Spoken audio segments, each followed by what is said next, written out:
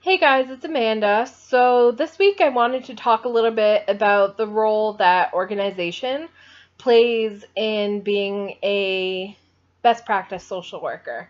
So this has come up on site a couple of times in the past couple of weeks, and my field instructor, the CEO of the company, have really been trying to find a way to better organize files and paperwork and to know authorization dates. And I think it all started about a month ago when they found out that the licensing board was coming. And there was this really big push to begin cleaning up charts, making sure everything was in order, and really trying to find a system that would work to ensure quality assurance with the charts. So on site, as I've talked about in the past, there have been several changes. So clinicians have left, staff have left, and so the QA person designated on site, I got to sit down with her and really look at what her process is. And part of that push was because these people were leaving. If they needed to sign off on anything or fix anything in charts, there was really a limited time to do so because in a month, like I had said, we lost half of the staff of the organization.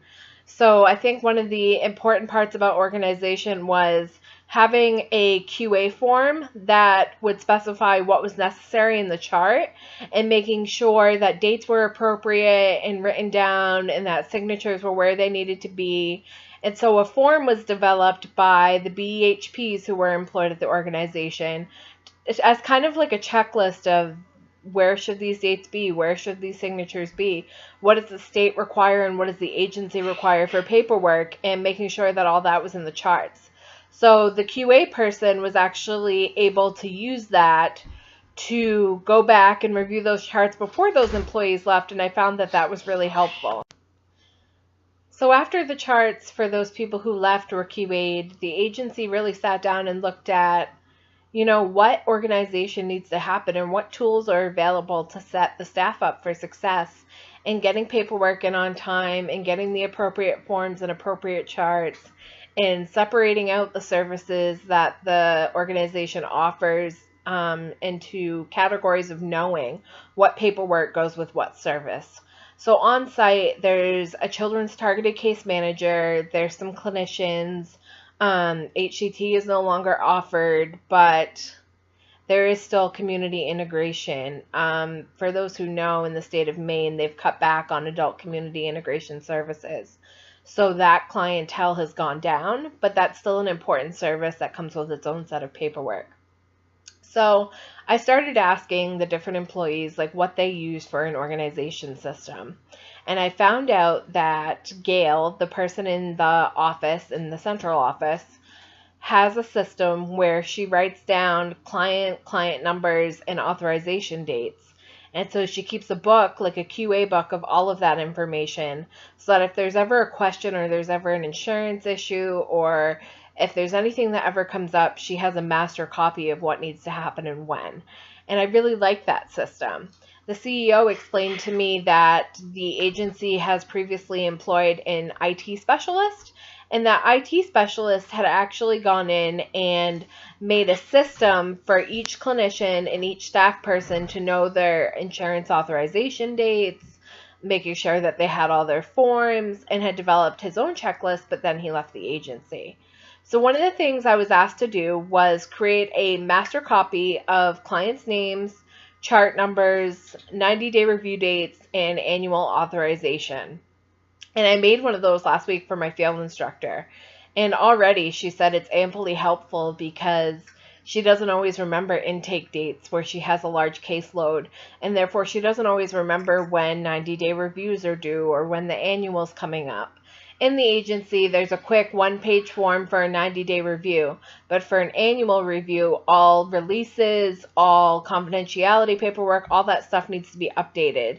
And they have a limited time frame to do so, so it's really important that that stuff is in there, and it's really important to have an organization system that supports that.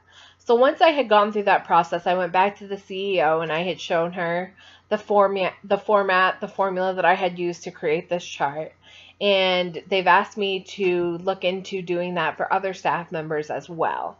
So one of the things that this has really taught me, and I'm not telling on my field instructor here, but what her system was to keep a file like on her desk of all the paperwork that still needed to be completed that was a work in progress. And for her to find something, she would have to sift through that pile. And so by creating the system, I was able to eliminate some of that going on a hunt to find the paperwork that you needed. And like I said, that's why I've been asked to create something similar for other staff members. So the lesson that it's taught me is that in order to be a best practice social worker, I know paperwork and administrative is part of that, but you need to have some sort of system to know what paperwork that you need, to have it accessible, and to know those authorization dates. Because without those, the agency loses money in terms of insurance reimbursement and even self-pay. So this has kind of opened my eyes to maybe using the system I've developed for myself in my future practice, just to make sure that I'm on top of things. And it's helped me to see the merit in being organized and also to make sure that I'm providing quality services that fit the state regulations. So I know I've gone over here, but the last thing I wanted to mention is that in this organization process, I've also been able to look up the state regulations for mental health and kind of compare those to what the agency is doing. So part of this organization has been making sure that we have the forms, the services, the provisions that kind of align with what the state wants mental health services to look like. So that's all for this week, guys, and I look forward to hearing about your experiences in learning how to organize yourself as a social worker in your placements. Have a great week.